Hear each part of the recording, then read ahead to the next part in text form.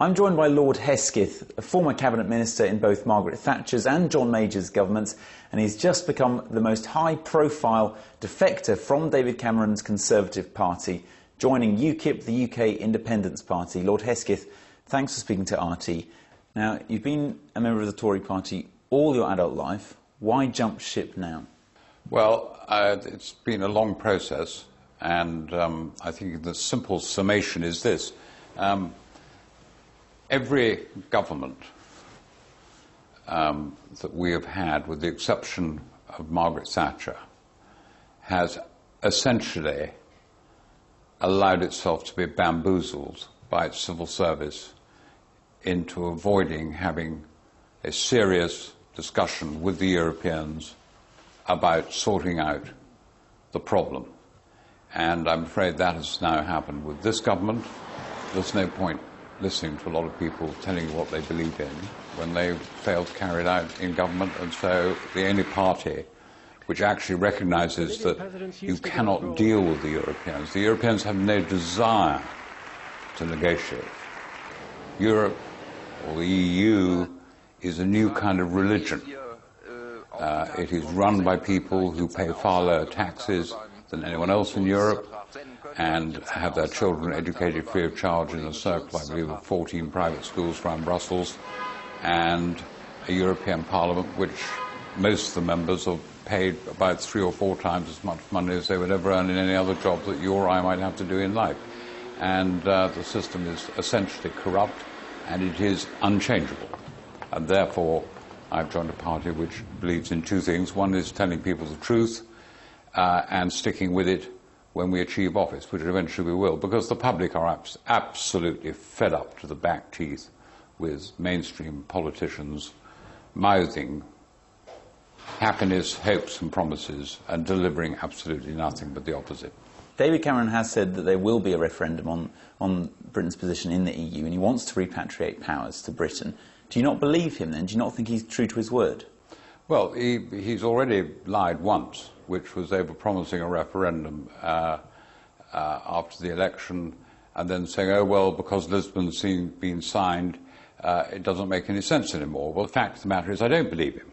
And the second thing is the Europeans, who are much more dangerous than any British politician, have already stated that we will not have a power of veto over the so-called financial transaction tax, which we will pay 80% of the entire European collection, i.e. 40 billion out of the 50, because it will be put through under VAT regulations. So, as always, Westminster talks a big game, but is not capable of delivering it. Why is it so important to have the referendum now? Do you not believe Cameron when he says it's not the right time and we need to help the EU? This is absolutely the time to help the EU, and the way that you help the EU is you recognise it for what it is, which is an organisation that has no interest in assisting this country whatsoever. So if we're going to help them, it's exactly the same as selling a car, it's exactly the same as selling a loaf of bread. Do you wait till the other side has the advantage over you, or don't you? We've got them in a situation where they've got a problem, we've got a problem. Let us together get rid of both problems. But for us to talk as if we will get any credit from Europe for actually helping them out of this crisis, using the British taxpayers' money, I mean, come on. You know, a combination of the United States, the United Kingdom and Russia bailed out Europe in World War II, and I don't see many thanks being handed around to either of those 3 parties. So I have absolutely no confidence whatsoever that there is any alternative but to have a referendum as soon as possible. But if we do have that and we do leave and the EU crisis continues to rumble on and gets worse, won't our economy suffer as well? Well, that of course is one of the great lies that is given. I mean, the reality is this. The figures for exports, they say, well, 80% of British exports go to Europe. Well, actually, that seems to imply that every Rolls-Royce aero engine, many of which are, for instance, fitted on Aeroflot aircraft, go to Toulouse and remain within the European Union. That's complete nonsense. And the wings on those aircraft are all made in the United Kingdom. Do they all remain in Europe? Of course they don't. They go to Russia, they go to Asia, they go to South America, they go to North America, they go all over the place. And so that number in itself is a sort of typical Euro lie. The second issue, and it's an even more important one, is that if the Germans say, well, we don't care, we're just going to squeeze you boys out of the market and we're going to put on tariffs, they export 51 billion per annum more from Europe into the UK than the other way around.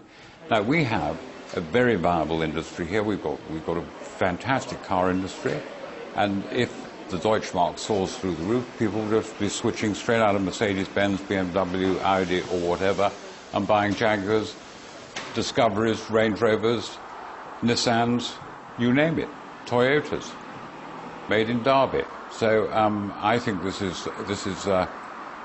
a sort of rather pathetic threat that you would expect to be manufactured by a combination of the Liberal Party and the BBC, on the grounds that neither of those two groups have any experience of the real world.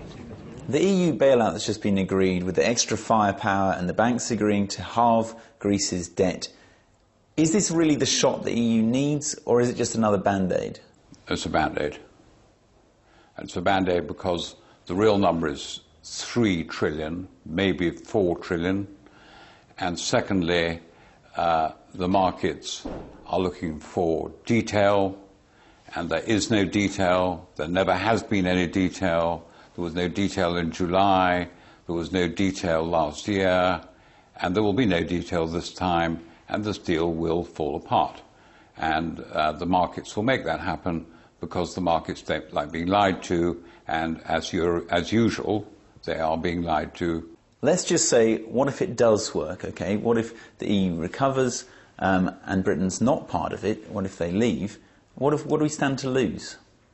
I don't think we stand to lose anything like as much as the rest of the Europeans stand to lose. They run a huge trade surplus with us, so they're going to be the losers. There's no particular... I mean, the Europeans, I mean, look, the German army, let's take the German army, for example. The German army consumes more beer in Afghanistan than it does aviation fuel. I mean, there are some pretty fundamental problems in Europe in terms of what they're actually capable of doing and delivering. I mean, today we've had the last sort of great lie thrown at us, which is if we don't all agree to this magnificent settlement, it's going to be war. So is this the beginning of the end, would you say, for the EU? I don't think it's the beginning of the end at all.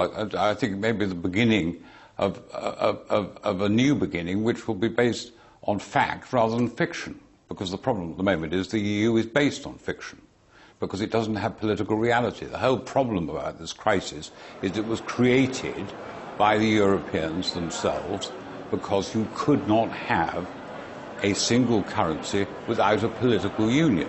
They knew they couldn't get away with a political union, so they disappeared to the equivalent of Las Vegas and signed up to a maniac proposition, which is to have a unified currency with no unified policies.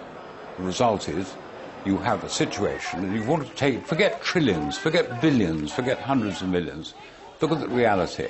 If you want to go and have a cup of coffee in Saint-Tropez, one of the most expensive places in the world, it costs you the same as going to Piraeus Harbour in Greece. Now, if you're going to get rid of unemployment in Greece, you're going to have to get the price down.